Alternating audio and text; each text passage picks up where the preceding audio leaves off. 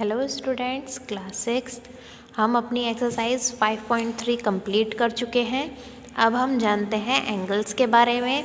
आप जानते ही हैं कि जो ये वाला एंगल है, अगर ये यहाँ से लेके यहाँ तक है तो ये 90 डिग्री है।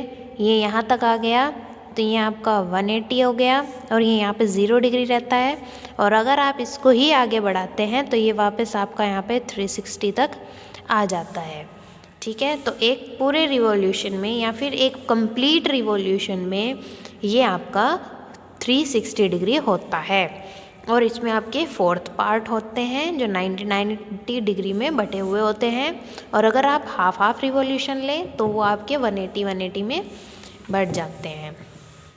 अब जैसे कि आप यहाँ पे देख पा रहे हैं कि आपकी ये बेस लाइन होती है और अगर ये आपका 90 डिग्री है और आप इसको हाफ फोल्ड कर लें तो ये आपका 45 डिग्री एंगल बन जाएगा। ये 90 डिग्री एंगल और ये आपका 135 बनेगा। और ऐसे ही अगर आप इनके भी हाफ करेंगे तो ये आपका 22 1/2 बन जाएगा और ये आपका 157.5 बन जाएगा। जैसे कि आप अपने डी में देख सकते हैं कि ये 45 है, ये 90 है, ये 135 है। और आप इन एंगल्स को कैसे लिखते हैं? जो एंगल सीधे होते हैं, सबसे पहले एंगल AMC, आप इसको ऐसे लगेंगे, यहाँ पे M है तो M, यहाँ पे B है तो B लिखा हुआ है। अब आप देख सकते हैं एक्सरसाइज 5.4 है। इसमें आपका फर्स्ट क्वेश्चन है, what is the measure of a right angle. आप राइट एंगल को कैसे मेज़र करोगे? और a straight line, right angle measure करने के लिए आपको ये बनाना होगा और स्ट्रेट लाइन को मेज़र करने के लिए आपको ये बनाना होगा। ये आपको खुद करने हैं, आप इनको कॉपी में अच्छे से कर लीजिएगा। जैसे आपका ये है सेकंड पार्ट, ट्रू और फॉल्स है, इनको भी आपको ध्यान रखना है क्योंकि एग्ज़ाम में ये भी पूछे जाएंगे। फर्स्ट है the measure of an acute angle. Acute angle अभी मैंने आपको बताया था, क्या वो 90 डिग्री से कम होते हैं? True. The measure of an obtuse angle, आप जानते हैं कि ऑब्ट्यूस एंगल क्या 90 डिग्री से कम होते हैं? फॉल्स, क्योंकि जो 90 डिग्री से कम एंगल्स होते हैं वो आपके एक्यूट एंगल्स होते हैं। सी पार्ट है आपका the measure of reflex angle. आप जानते हैं रिफ्लेक्स एंगल जो आपके होते हैं वो 180 डिग्री से बड़े होते हैं, तो इसमें आपका थर्ड पार्ट आ जाएगा ट्रू। ऐसे ही आपका जो डी पार्ट है the measure of A complete revolution, जो कंप्लीट रिवॉल्यूशन होता है मैंने अभी आपको बताया है कि वो 360 डिग्री होता है, इसलिए आपका फोर्थ पार्ट हो गया है ट्रू। एंड ई पार्ट है आपका if M angle A is equals to 53 degree and M angle B is equals to 35 degree, तो क्या 53 डिग्री 35 डिग्री से कम होगा?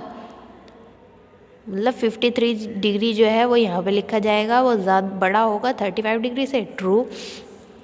Right down the measure of some acute angles, आपको कुछ एक्यूट एंगल्स लिखने हैं इसमें, और इसमें लिखने हैं आपको कुछ ऑब्ट्यूस एंगल। अभी मैं आपको इस क्वेश्चन को बता रही हूँ आपको एक्यूट एंगल्स के। आप एक्यूट एंगल्स में 45 डिग्री का बना सकते हैं और आप एक्यूट एंगल्स में 22.5 का बना सकते हैं। ये सब आपके एक्यूट एंगल्स आ गए हैं।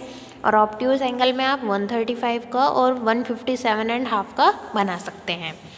ऐसे ही आपका फोर्थ क्वेश्चन है, measure the angle given below using the protractor and write down the measure. आपको इसको अपने डी की हेल्प से मेज़र करना है और उसको लिखना है। ये हमने मेज़र किया तो ये 45 डिग्री है, ये हमने मेज़र करके देखा तो ये 120 डिग्री है, ये 90 है। और आप यहाँ पर देख पा रहे हैं कि जो ये वाला एंगल है ये 90 डिग्री है क्योंकि राइट एंगल है, और जब आप इसको मेज़र करेंगे तो ये 130 एंड ये 60। आपको अपने जो डी है उसका पॉइंट यहाँ पे रखना है और आपको इसको खुद मेज़र करके देखना है। ऐसे ही आप यहाँ पर देख पा रहे हैं question number 5, which angle has a larger measure, first estimate and then measure. Measure of angle A, आप इस एंगल को मेज़र कीजिए, ये आपका जो भी आएगा, अगर ये 40 डिग्री आया है, हमारा 40 डिग्री आया है, एंड देन एंगल बी, ये आपका 68 डिग्री आया है, तो आपका बड़ा एंगल कौन सा है? आपका बड़ा एंगल हो गया एंगल बी। ऐसे ही आप आ जाइए यहाँ पे फिलिंग द ब्लैंक्स पे, fill in the blanks. Obtuse acute, obtuse, right and straight. तो इसमें आप देख सकते हैं first, an angle whose measure is less than that of right angle is. आप अगर किसी एंगल को मेज़र करते हैं और वो राइट एंगल से कम होता है तो वो आपका एक्यूट एंगल होगा। बी पार्ट है आपका, an angle whose measure is greater than of right angle is.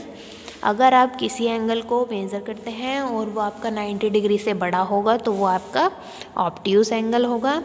ऐसे ही आपका सी पार्ट है, an angle whose measure is the sum of measure of two right angles is, जो two right angles का sum होगा।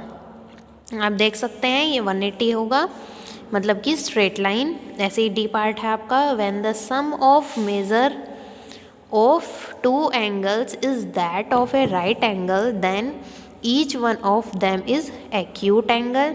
अगर आप सम करते हैं दो एंगल्स का जो कि राइट एंगल के अंदर हैं तो वो आपके एक्यूट एंगल होंगे। ई पार्ट है, when the sum of measure of two angles is that of straight line and if one of them is acute then the other should be obtuse angle.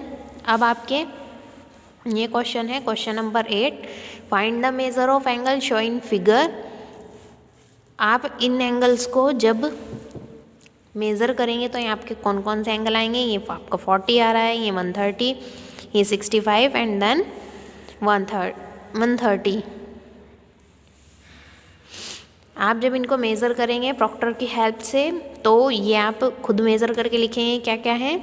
जैसे कि ये clock वाले मैंने आपको 5.2 exercise में भी बताए थे कि ये 90 डिग्री है, ये 30 डिग्री है, ये इसके बीच में होगा, और ये आपका 180 डिग्री है। तो ये सारे क्वेश्चन आपको बड़े ध्यान से करने हैं और इनको अच्छे से हर एक क्वेश्चन आपकी कॉपी में होना चाहिए, ठीक है। जैसे कि 11th क्वेश्चन आप देख रहे हैं, measure and classify each angle. आपको ये सारे एंगल बताने हैं ए ओ पी। आप सबसे पहले एंगल लिखना सीखिए। सबसे पहले आप ये पॉइंट लिखते हैं और जो भी जिस भी एंगल की आप बात कर रहे हैं, अगर आप ओ की बात कर रहे हैं तो ओ, बी की बात कर रहे हैं तो बी, सी ए की बात कर रहे हैं तो ए। ये आपके, अगर आप इनकी बात कर रहे हैं तो ये आपके बीच में रहने चाहिए। जैसे कि आप ओ एंगल निकाल लेंगे तो ये ए ओ बी लिखा जाएगा, ठीक है। ये सब एंगल्स आपको फाइंड करके लिख लेने हैं और इनको बड़े ध्यान से, अगर आपको एक बार वीडियो देखकर समझ में ना आए तो दोबारा वीडियो चला के देखें, पर इनको बड़े ध्यान से देखिए। Thank you, have a nice day.